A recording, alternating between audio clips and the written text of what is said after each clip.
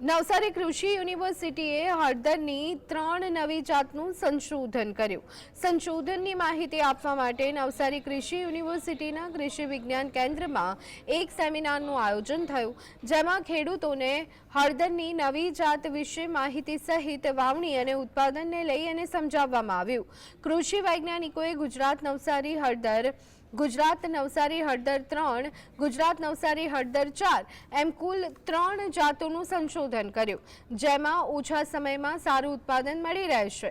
2 નંબરની હળદર પાવડર માટે ખૂબ જ સારી છે, જ્યારે 3 નંબરની હળદર પાવડરની સાથે સલાડમાં ઉપયોગમાં લઈ શકાય છે. 2 નંબરની હળદરનું પ્રતિ હેક્ટરમાં 32 થી 35 ટન ઉત્પાદન થાય છે, તો 3 નંબરની હળદર પ્રતિ હેક્ટરે 28 થી 30 ટન જેટલું શક્ય છે.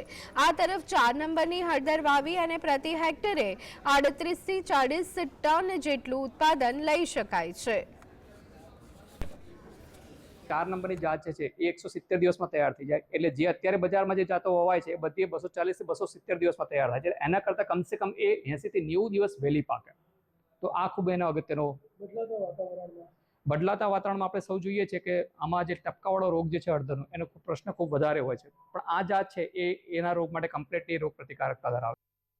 ખેડૂતોને પાણી મૂકવા નહીં પડે એ મોટામાં મોટો ફાયદો. ચોમાસા દરમિયાન આ મે જૂનમાં હળદરનો પાક કરવામાં આવે તો એ પાક ઓક્ટોબરના 15 પછી કે ઓક્ટોબર નવેમ્બરમાં એ પાક નીકળી જાય, એટલે ખેડૂતોને પાણી મૂકવાનો પ્રશ્ન રહેતો નથી, એટલે ખેડૂતો માટે ખૂબ ફાયદા.